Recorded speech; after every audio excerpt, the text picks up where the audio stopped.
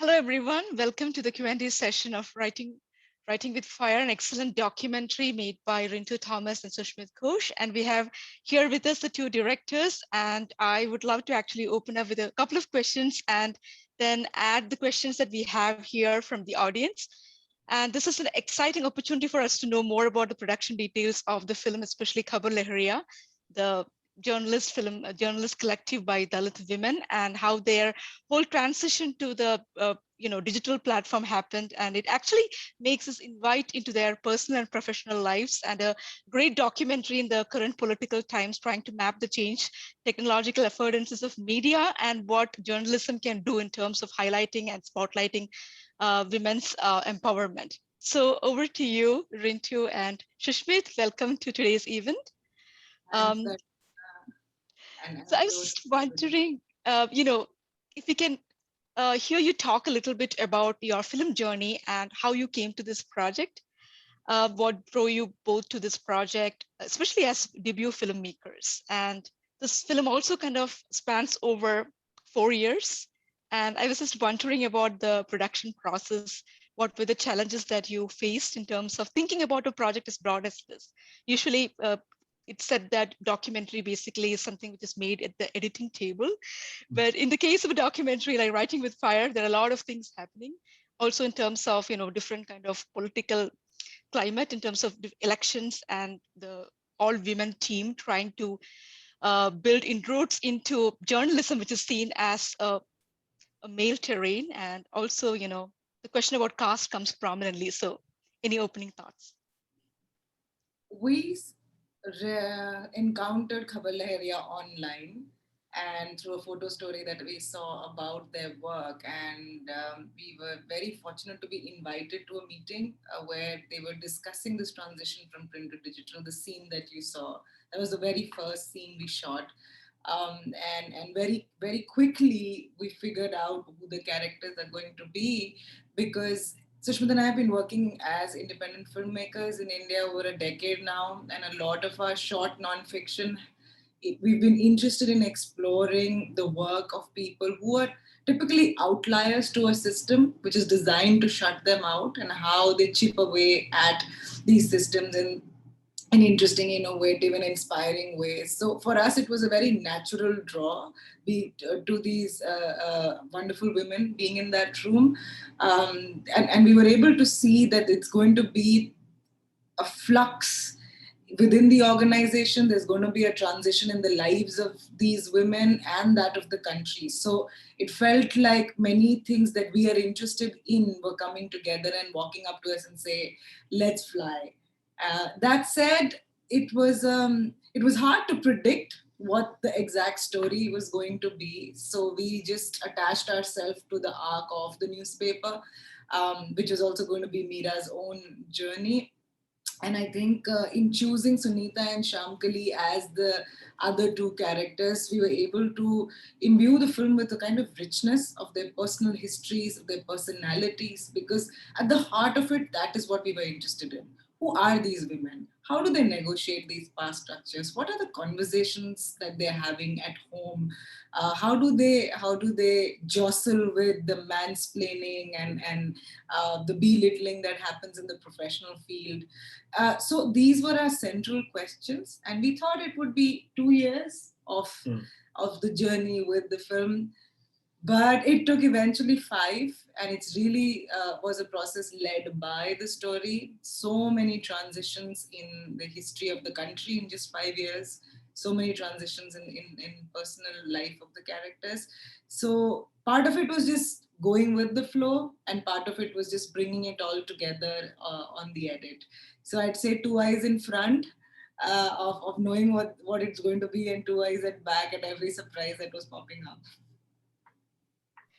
That's great. I really like the way you said about the outliers and what it actually means to be part of the production without knowing exactly how this is going to pan out as a film.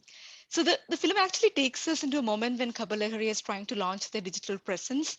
But as a film, we do not get to know about their history as like a print, journalist trying to mobilize support in a place where the small neighborhood groups and regional kind of, bases are very crucial. So I was just wondering if you could just talk us a little bit more about the grassroots level organizational structure of Caballeria, because that's kind of hinted at different points in the film, but will be interesting for our listeners to know more about, how Caballeria emerged, its larger history, and also like whether it was a government-sponsored scheme for women empowerment, or is it something that came up organically? And I thought maybe, that will just give us a little bit more of a historical context of where where and how you intervened in the project. So Caballeria essentially was a social experiment.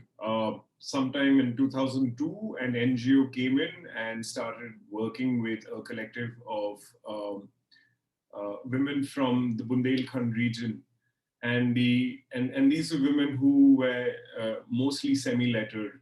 And the idea was, if you were to design your own newsletter, what would it look like? And I think it was a 6-month project, and this was the first time women were designing a newsletter that contained information and material about them and their communities that was completely missing from essentially these media dark geographies. And formally, once this project ended, the NGO pulled out, but these women had tasted blood and they wanted to continue. And so some women from the original NGO sort of collaborated with the women from the villages, and Khabar Lahariya was born. And it became a full-fledged newspaper. And the initial model, which is fascinating, was that the the women were working as journalists, as editors, and eventually also distributing the newspaper within their communities, right? So it was a full-blown journalistic print model run entirely, literally, by the women themselves. And I think in 2015, actually in 2016, when we ended up meeting them, that meeting where Mira's making this pitch for shifting from print to digital was super critical. It was a big risk for them, but then the opportunity was that you end up expanding your readership. And the idea being also that in the era of digital, um, you have a greater range of demographics that you can reach out to, especially women. Many a times women are not allowed to go to school, so it's pointless, giving them a newspaper because they won't be able to read, but they can consume the same material on their mobile phone. And the irony of it being in India, you have, I mean, we have one of the greatest penetrations of mobile phones in the world. So like, why not ride that wave? And so they function as a full-fledged sort of formal um, system of or a press institution. So there are clear hierarchies in place. There's a clear organizational structure in place. There's a senior leadership in place. But what we found also interesting is that the decision making, more often than not, is collective. So that's essentially why we imbued the film with these meetings at key points, where you have the women coming together, making these decisions. Then you have these monthly assessments where people are being reviewed about what they have done, what they haven't done, where they're going wrong. And then their model of training, which is absolutely spectacular, because the detail with which they dive into training their reporters is I mean, we've had so many journalists interview us over the course of this year, and that's something that they've cued in on, that if this cycle of journalism is actually implemented across the mainstream, then the fourth pillar would look very different in a democracy. The kind of rigor, the kind of independence, and the kind of process that you see in the Caballeria model of journalism is unique. And that's exactly why it's also so successful. So in brief, that's what Caballeria is about, how they started and where they are right now. Thank you so much. I want to go into the next question, which is about the closing credits of the film. We get a sense of the programs that have supported the making of the project, like Sundance, Finnish Film Production, Idea for Bertha Fund, Gucci, Tribeca, among others. So, and this is the only Indian film in the Sundance World Cinema Documentary section, had won the audience award. So I actually got a chance to talk with you earlier in April this year when this film was part of the Wisconsin Film Festival, but things have changed drastically. The film has been to more festivals, won a lot of awards. So I was just wondering about what does it mean for your documentary subjects, the people who have collaborated with you in this project to know about the different journeys that the film is right now taking and the kind of, support and appreciation it's winning all around the world. So any thoughts about that? When we started off, we sort of were aware of how scant resources are going to be from India because we've worked here, and any kind of institutional support is doesn't exist for documentary. So we knew that we would, because this is a long-term project and we were ambitious with it, we knew that we would have to turn to the international system, which is much more mature, has its own issues, but it was possible, to access it. And we had created a group, WhatsApp group, to check on what's happening with everybody. And we had shared our dreams and ambitions about, it'd be so great if this film opens at Sundance. This is a WhatsApp group with Khabar Lehr. With Khabar Lehr, yeah. And the WhatsApp group was called Sham Kali at Sundance. And so when the film actually opened, it just felt like, oh my goodness, we sort of like wrote this for ourselves, all of us. And I think Sundance was a brilliant platform for the film, for giving it the kind of amazing spotlight, because as a space, they mean something. And ever since then, we didn't know what to expect in a pandemic year with virtual festivals. It has been really wonderful to see the film travel across the world from across a screen. And we've been able to participate in many conversations with Meera, Sunita, and Shamkali. They've been panelists on different kinds of Zoom sessions. They've joined us, they've done things without us. Very recently, at the Human Rights Film Festival in Berlin, they co-hosted the conference that runs in parallel with the festival. So women in Berlin and women in Bundelkhand actually brainstormed what a 3-day conference would look like, took decisions, and it was a professional task, which was fantastic to watch come. And it was their first big international collaboration, opening doors for many more. So because I think we showed the film to them first before the world premiere, and they sort of agreed with and stood by our representation of them. So then them being a part of the exhibition process of the film is also very important for us, and it's already unlocked many opportunities and opened many doors. So we can't wait to see what happens next, and we still have a fair bit of the life of the film left. Thank you so much. So we have an audience question here by Lil Pearson. A remarkable film. There are two subjects. One is women journalists, and the other, the power of Hindutva in North India. What is new for the first is the power of electronic media. For the second, what is we read about in the press is now seen in startling close-up. Where has the film been shown in India? The irony of it all is that it still hasn't been. We're holding back. I think the pandemic has played spoilsport with a lot of our plans, but the journalists have also requested us to hold back till next year for the release of the film. So we wanted to honor their wishes. So we are hoping that post March or April 2022, we'll be able to bring the film to a larger Indian audience. Fingers crossed. Thank you.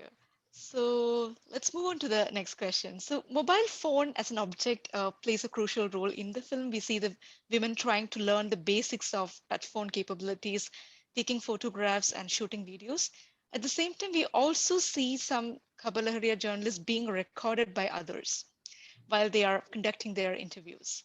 So was this kind of surveillance via mobile phone something that Khabar Lahariya journalists were concerned about?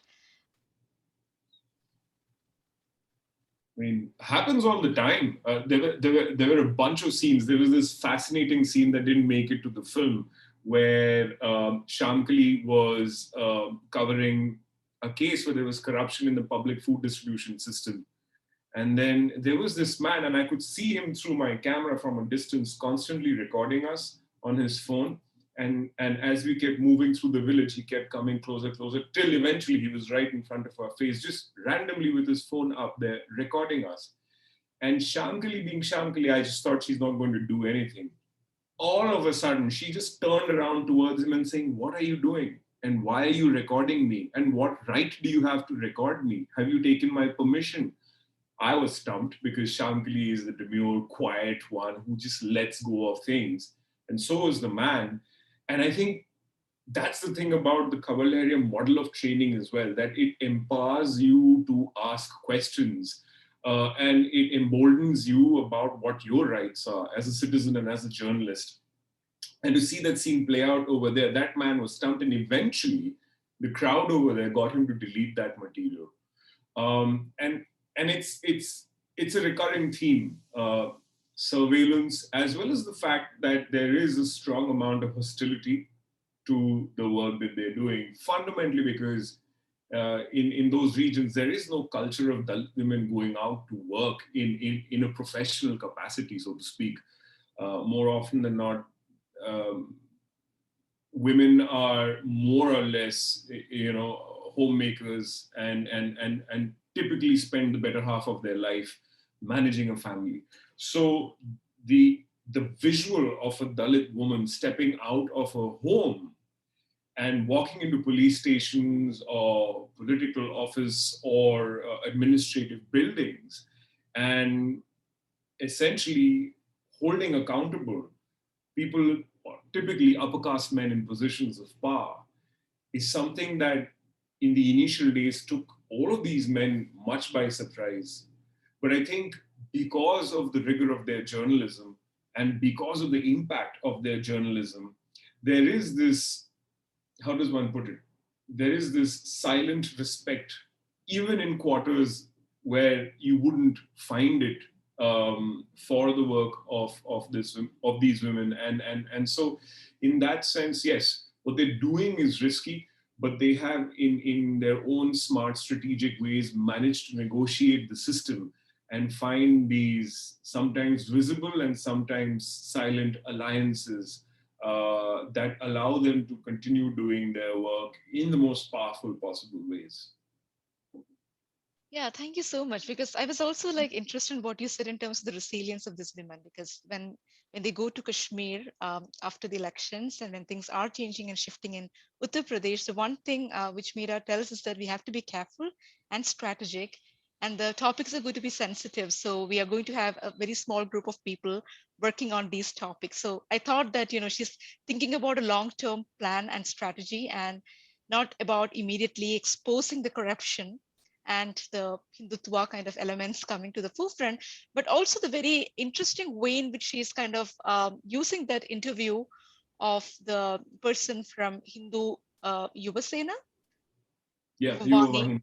Yeah. Yuvavani. So that was very interesting in terms of asking him about his sword and questions about Hindutva, and what does it mean in terms of the youth, for the youth, in terms of understanding what Hindutva means for the younger generation. So I thought that she uses the language of journalism, at the same time brings in the idea of criticality, the angle which she later talks about. So the film is also about their own kind of journey of evolving, talking about what does it mean in terms of the professional ethical kind of questions that comes up when they are rooted in a very locally regional specific kind of concerns, but talking to audience which are beyond Uttar Pradesh to a greater extent in terms of the kind of impact they are able to make. So one question I also have is the language of impact that comes across in the documentary quite a lot. When they're talking about how Kabul is able to make impact in terms of the government and administration stepping up and doing the needed action. Um, but I'm also wondering about how do they think about this privately owned corporate platforms like Facebook, and how that embeds within this economy of likes and shares, because they actually subscribe to that to some extent. So are they also kind of aware of the data extraction and the way in which the very platforms that they are using for their digital transition, for their for spreading their news, for dissemination of their, you know, news and information? Are they kind of talking also about the corporate kind of endeavors behind it? Because I remember this particular scene where Mira is doing this teaching session about how to transcribe English into Hindi and which alphabets in the touchpad can stand in as shortcuts. So just wondering about both the global language of English seeping in into this regional vernacular iteration of journalism, and also the idea of global in terms of the corporate structures, because they talk about mining companies. So any thoughts about that? I like to, absolutely, that's a wonderful question. It's like fire. You can use it to burn down a house or actually can warm a kitchen and provide food for the family. And the amazing thing is that Kamalaria always has alliances with, they have great friendships and respect with journalists from urban national English speaking media, especially women journalists. So there's constant share of knowledge and resources, and they're constantly getting trained. So these discussions sort of come up with, there is the local wisdom that they have, and you know, this global interface that happens because by virtue of you being in a city and access to English language material. So there's always a lot of such interactions that make it richer for both sides. And the lens, the one thing that has always stood out for me is, say for instance, trolling. When you get trolled on social media for putting out news that's not generally popular, when you talk about women's health, you know, menstruation, and they put out these stories, they get mercilessly trolled. And so if I'm an urban English speaking journalist, I'm still protected by protected from the virility of the trolls, because I meet them on screen. You know, there is this physical distance, which is completely eclipsed in the case of these women, because your troll must be sitting next to you in a bus, knows your name, knows your address, knows what color sari you're wearing, who could be in a village that you're walking into to do an investigative piece, because you know they're always in the public gaze, and the very proximity to a troll makes it even more dangerous. And you know, they have to be so much more tactical.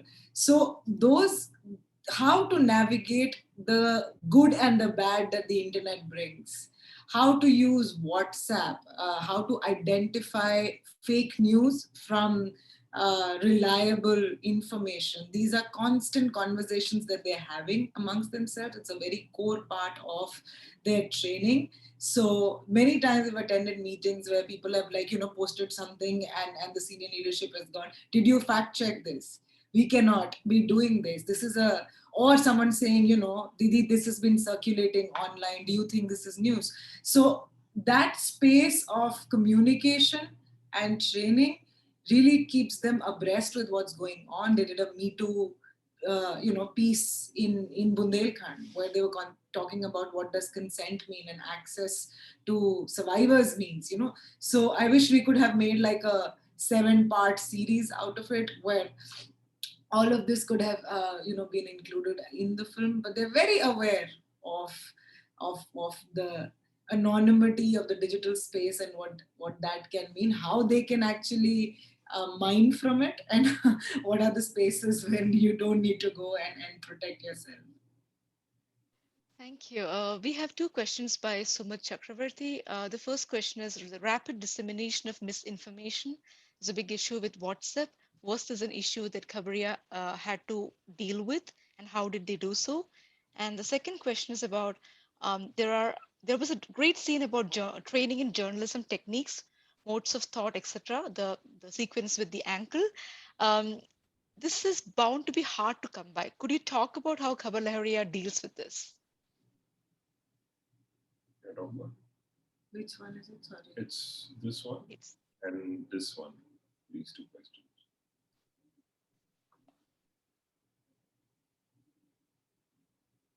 Yeah. Yeah, I think I sort of like addressed the first one where, yes, there is, the WhatsApp is like the national language here.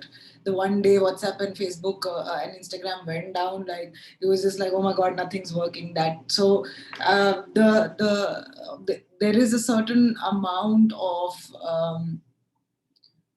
how do you say, vigilance within the organization of what are we putting out there. Anyway, it's such a rigorous institution. There's a lot of processes before this news is actually published. Even during a live, there's a lot of work behind the scenes to see what are the kind of questions we are asking, what are we getting at. And I think the thing is, what are we really doing with the work that we're doing, and what are we getting at, what are we trying to say. And when that is the leading thought, everyone sort of like aligns around it. So about that, Sumit, I guess you've answered your questions about training in journalism techniques, mode of thought.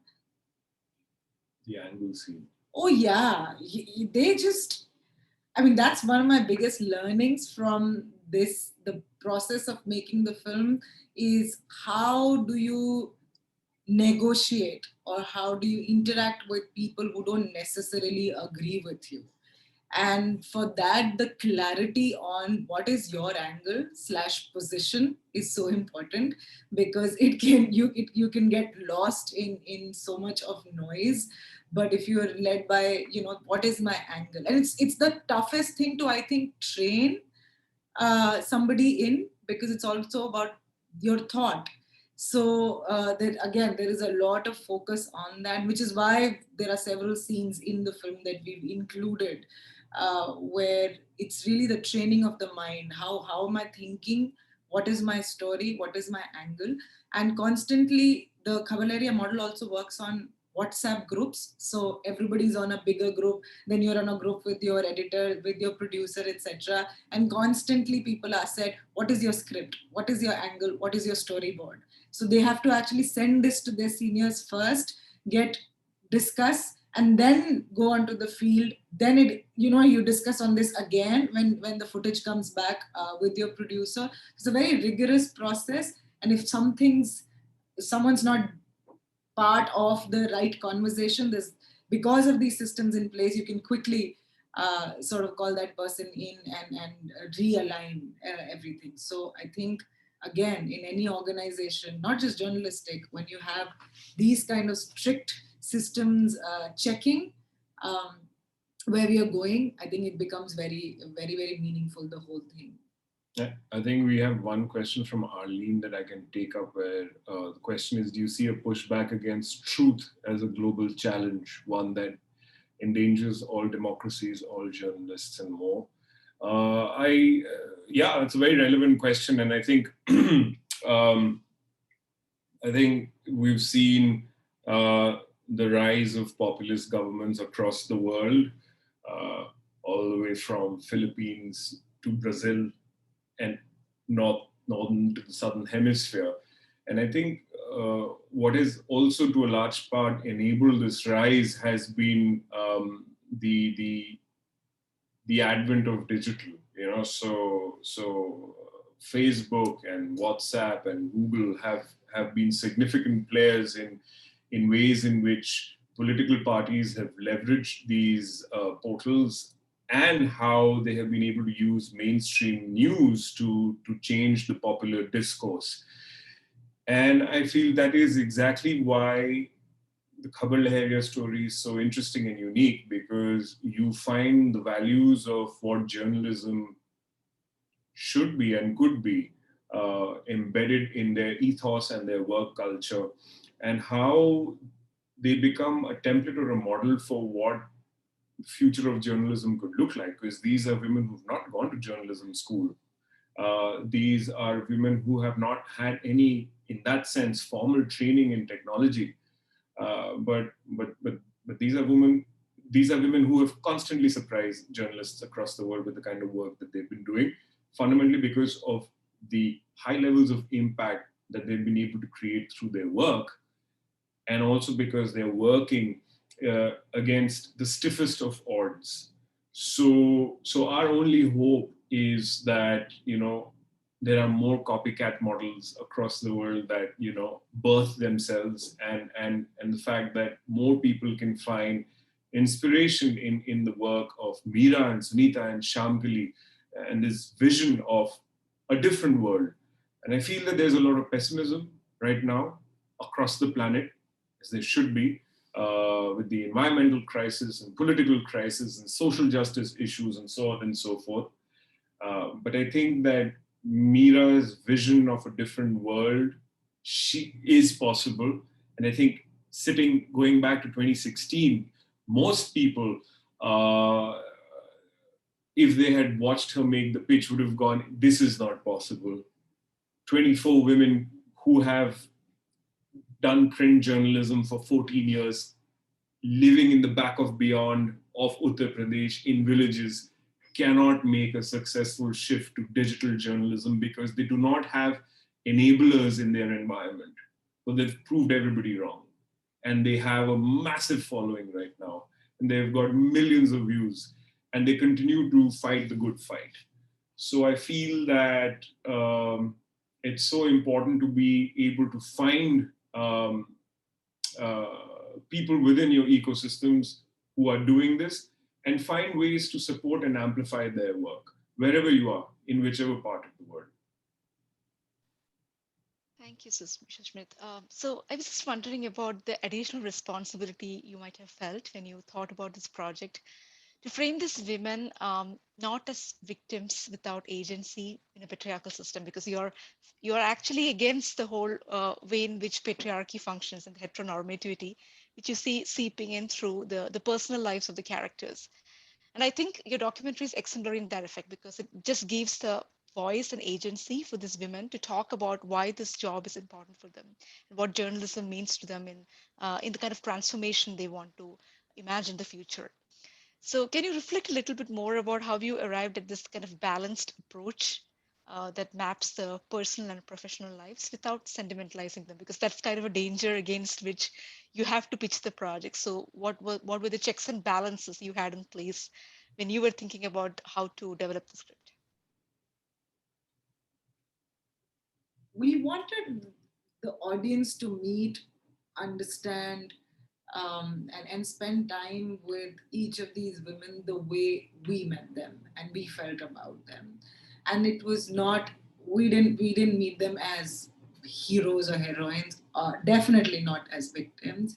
And we've grown up watching representation of the Dalit community in a popular cinema, and it's mostly in between these two extremes.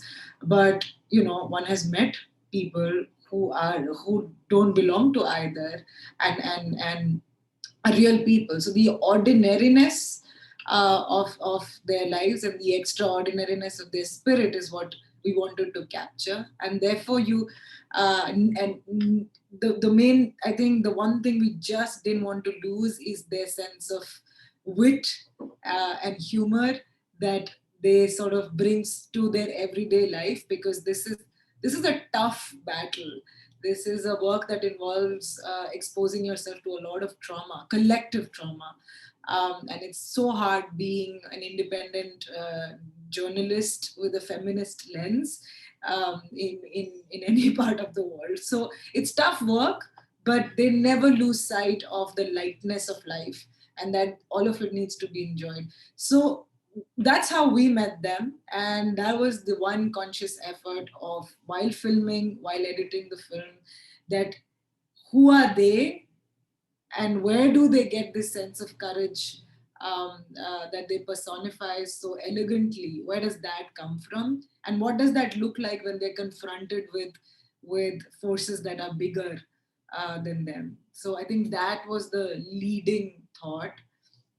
I think the challenge also was that when we were pitching this film to raise funds, a template for a story like this didn't exist coming out of India. And when we would present this film, while a lot of commissioning editors would be excited, they would just be like, but what's going to happen? And we'd be like, well, we'll follow the journey of the newspaper and we'll see what happens. And someone sort of like waved his hand on the table, very excited, saying, this is going to be a follow-up to India's Daughter, the next rape story coming out of India. And we were like, no, it's not. It's actually quite different from that. And I think that, you know, the Western world, especially the TV world, has not experienced the power of what the Indian, especially in nonfiction, what the Indian Dalit woman can look like and can achieve. And I feel that, that was one stumbling block for us every time when we were presenting the film, because there was no template like this, and they couldn't imagine the success of this story. And for us, I think we were very clear about one thing, that the success or failure of the newspaper was just going to be like a bogey for us. It was sort of like a meta, uh, but it was sort of like a Trojan horse. The real story lay in the journeys of Meera, Sunita, and Shamkali. And for us, they were phenomenal characters. And that's what we wanted to present, but with a sense of grace and dignity, because that's what they imbued the spaces that they sort of moved through with. And so yeah, I think it was a constant sort of stitching between the professional and personal lives, what they did outside their homes and within their homes, and marrying it all together to sort of create like a story that's rich and complex and like a flavorful Indian curry. Yeah. Thank you. There is a active anti-caste movement emerging in India at this point of time, with leaders like Chandrasekhar Azad and others who are in the forefront mobilizing Dalit, Bahujan, Adivasi community as political stakeholders. It's curious to know about Khabar Lehariya and how they are trying to be part of this conversation. And I have this sequence where, Meera says that wherever you go, caste sticks with you. And like, what were your observations while you were shooting the film? Did you come across any of those kind of collaborations happening between anti-caste movements in and around Uttar Pradesh? I think before responding to this, one of the things that has been a constant thought factor between us is to acknowledge the fact that both of us are not Dalit. We come from a very privileged background, and that makes our relationship to the content that we are dealing with very interesting and complicated. I can never step in and say I can represent the reality of a Dalit woman. I can't, like, it's just not possible. But what I do know is that when I see people who are truly inspirational, I want to align my work with them and amplify their work, because we all want social change. But what are the mechanics of it, and how does one get invested in actually actualizing that shift? Is usually in the realm of rage and frustration. So that's how our work becomes very important for us. And in the process of making the film, I feel like we've felt Khabar Lahariya really an important part of the larger conversation of Dalit Lives Matter. And the conversation has over the years, over the past decades, taken different forms and flavor and digital platforms, and the language has sort of evolved. There's a lot more active conversation online, because Dalit scholars and intellectuals and regular ordinary people are engaging a lot more with the kind of casteism that exists in every aspect of our life. And Khabar Lahariya Khabar Lahariya's work sits really at a critical juncture of intersection of gender and caste and media, and the kind of work that they're doing pulls in all of this and is actually tangible for people to absorb. And that's been their contribution, the biggest, I think. The fact that a Dalit woman can have her own thoughts and can express them uh, cogently and can get an audience to listen to her is is huge. And they only are going from strength to strength. So yeah, that's been my actual observation.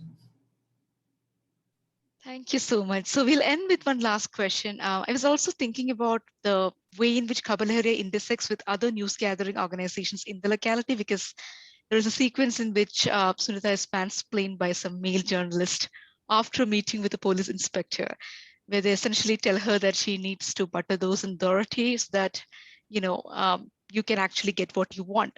And then she actively kind of resists that kind of advice. So could you speak a little bit about how this idea of them as a Dalit women's collective is kind of accepted and acknowledged by the rest of the groups around them? Is it kind of an easy relationship that they share?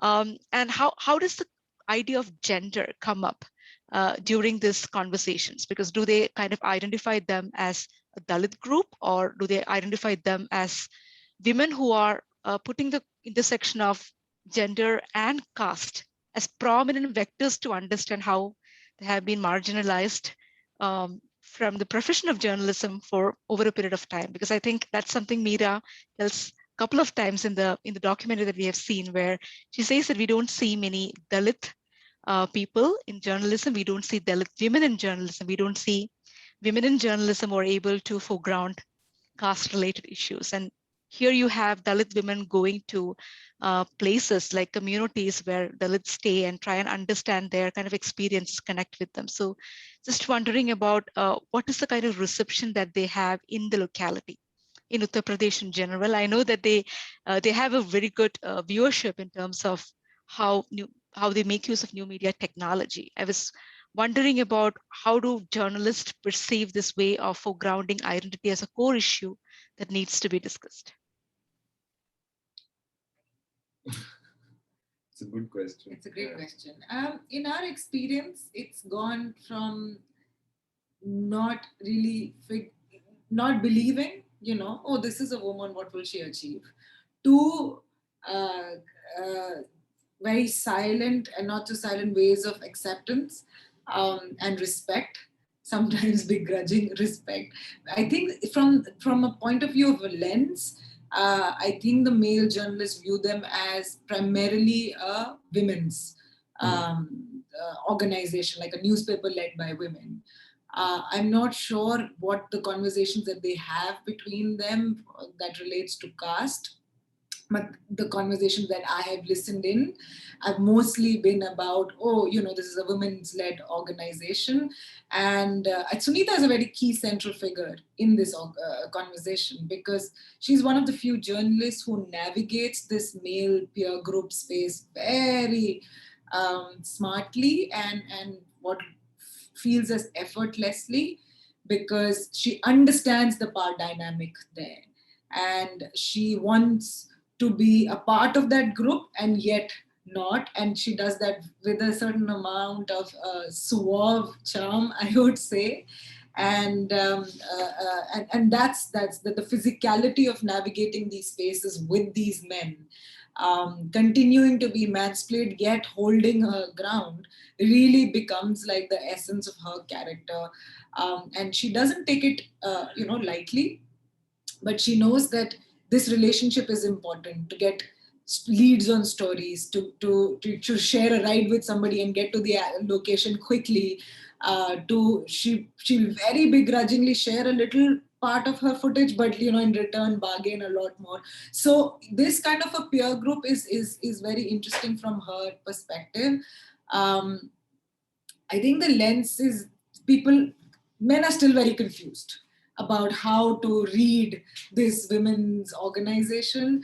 And I think it's a huge journey for them as well, as much as it's been for Cavaleria, the male peer group. And I don't think Cavaleria has given anyone a choice as far as this is concerned, to be very honest. They just took the chair and brought it to the table and found a space and didn't wait to be accepted into the fold. And I think what that's done is shaken things up, because they've never looked for people to allow them in. When we talk about this from a social or a political context, they were there. And they continue to rise the ladder as a news institution. but the fact that it's a news institution led by Dalit women says a lot. And their success speaks volumes about their credibility in society. So they've really thrown a spanner in the works, because a lot of people can't gauge what to make of them now. But there is this muted respect for what they're doing. And I think that's one of the reasons why I personally feel that they're such a critical part of this conversation around the caste movement in India. They will never sort of go out there and, they're doing it through their work. And in that sense, creating a form of agency for other women within the region to find sort of a voice of their own professionally. And I think that kind of model is exceptional, to be honest, and one of the very few ones that I can think of, and should be sort of amplified and should be talked about. So yeah. Thank you, Rintu and Sushmit, for sharing your thoughts about the film, and more power to Khabar Lahariya. And thanks, Tasveer, and the team who has worked to make this happen. And thanks to the audience for all those wonderful questions. Bye-bye. I had one little comment. So there's a question that's come in. What are the ways we can help the team of Khabar Lahariya? Just find the film online, Writing with Fire. We are on social media. Reach out to us and we'll find a way to connect you. There are many things you can do to support the work of Khabar Lahariya. And we will find ways where you can help bump up what they're doing back home in India. Thank you so much. This was so meaningful and such a great conversation, Darshana. Thank you. Yeah. Thank you. Bye.